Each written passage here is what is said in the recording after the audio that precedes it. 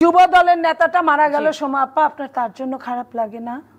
আমার সবার জন্য খারাপ লাগে না, আপনার লাগে না। আপনি এতক্ষণ আপনার যে উগ্র ভূমিকায় ছিলেন, এখন কিন্তু আপনি খুব ঠান্ডা মাথায় কথা বলছেন। বিএনপির 100 জন ইকুয়াল টু আওয়ামী লীগের একজন মারা গেল আপনার খুব খারাপ লাগে। আপনি এতগুলো কথা বলেছেন, আপনারা এতগুলো কথা বলছেন, চৌধুরী মনি কাউকে বিশ্বাস করেন? সাংবাদিকদের বিশ্বাস করেন না বলে তো সবার আগে সাংবাদিকদের গাড়িতে হামলা করেছেন। আমরা করি নাই এই কথা বলবেন না। মিথ্যা অভিযোগ দিয়ে আপনারা একটা লাইভ টক শোতে এসে যে কোনো মানুষকে সব সময় এসে একটা বিভ্রান্ত করেন। আপা আপনারা আজকে আলোচনা করেন, আপনারা নিজেরা নিজেদের মধ্যে সমঝোতা করেন, বলে বসেন, এই জন্য আলোচনা করেন। এই রাজপথ আজকে যারা আসার কথা ছিল, আপনারা রাজপথ রক্ষা করবেন না।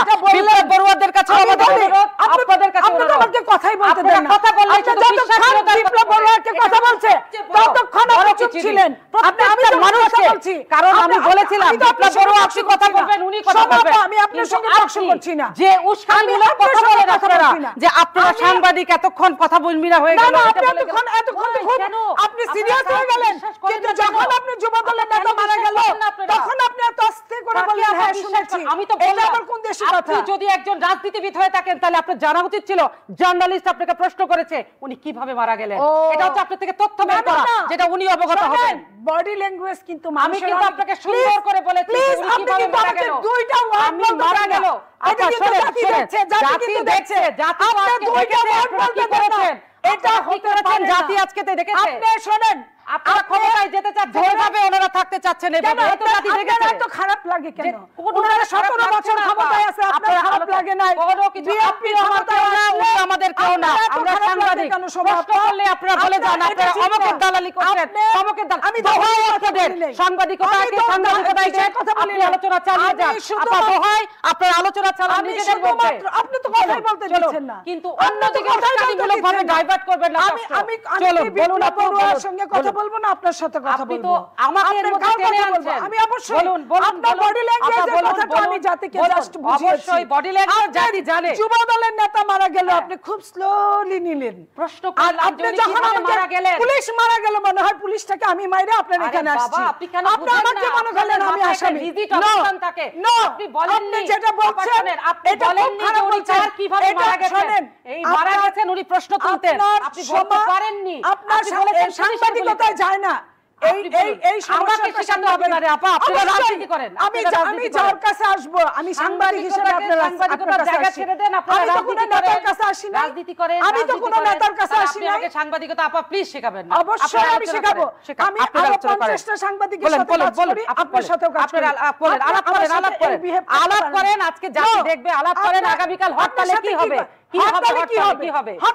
আপনার মতো আপনি যদি মনে করেন খুশি হবেন যে বিএনপি আর পর্যায়ে মারা যাবে, আপনি অবশ্যই খুশি হবেন। আপনার চেহারার মধ্যে এত নিঃসংসতা কেন? বডি ল্যাঙ্গুয়েজ বলে, বডি ল্যাঙ্গুয়েজটা একটা বিরাট জিনিস, অবশ্যই বিরাট জিনিস। সোমা, বডি ল্যাঙ্গুয়েজ একটা বিশাল জিনিস। ওনাদের প্রশ্ন করলে ওনারা বলেন না যে আপনি বিএনপির হয়ে প্রশ্ন করছেন। আপনি খুশি হবেন যুব দলের নেতা মারা গেছে, আপনি আজকে কথা বলছেন। আপনি যখন বলছেন যখন পুলিশ মারা গেছে আপনার মাথা নষ্ট হয়ে গেছে। হোয়াই পুলিশ কেন মারা গেছে? যুব দলের লাশ তো আমি দেখিনি।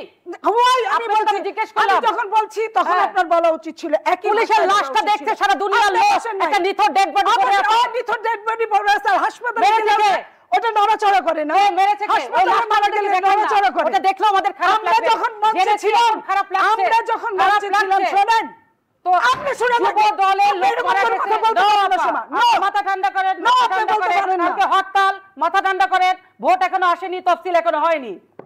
অনেক দূর যেতে হবে, যাচ্ছি না। বলেন আপা। আমি সারা জীবন অন্যায়ের বিরোধিতা করছি, সেটা আমরা জানি। আপনি রাজপথের মানুষ, বাট আপনি এই ধরনের কথা বলতে পারেন না। আপনি মাথা ঠান্ডা করে টকশোটা দেখবেন, আপনি কোথায় উত্তেজিত করেছেন। বিপ্লব বড়ুয়া, টকশো রিলে করবেন, জি অবশ্যই আপনি টকশো আজকে রিলে করবেন। আপনি মাথা ঠান্ডা রাখেন, আপনি বলবেন আপনি বিপ্লব বড়ুয়াকে কোন ভাষায় কথা বলছেন, আমার সাথে কোন ভাষায়? বিপ্লব বড়ুয়া তো আমাকে বলেনি আপনি বিএনপি দালালি করছেন। বললে ওনাকে প্রশ্ন উত্তর দিতাম। প্রভুর মতো ফ্যাসিস্টের কাছে, ওনার কাছে আমি প্রভুর মতো কেন? আপনার সাথে আমি প্রভুর মতো কথা বলেছি। আমার সাথে আপনি বিশ্বাস করেন, ঝগড়া করবেন না, ঝগড়া করবেন না বাবা, ঝগড়া করবেন না। আজকে একটা সুন্দর দিন, আজকে একটা সুন্দর দিন, প্রবাবিলা পূর্ণিমা। আপা মাথা ঠান্ডা করেন, মাথা ঠান্ডা করেন। আপনাকে শুধু বলা হয়েছিল শান্ত মাথায় আপনাদের যুবদলের কর্মীটা কি করে মারা গেল।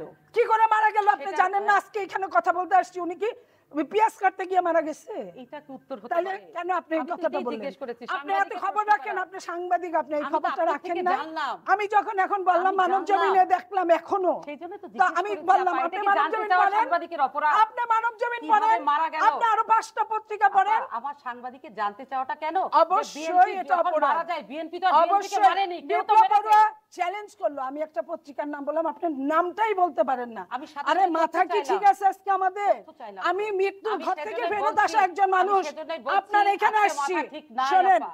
নো সোমাপা, জি, মৃত্যুর জি। ঘর থেকে ফেরা একটা মানুষ আপনার এখানে আসছি। আপনি রাজপথের আপনি আমার সৈনিক, সাথে আপনি রাজপথের আপনি আমার সৈনিক। সাথে যে দুর্ব্যবহারটা করলেন,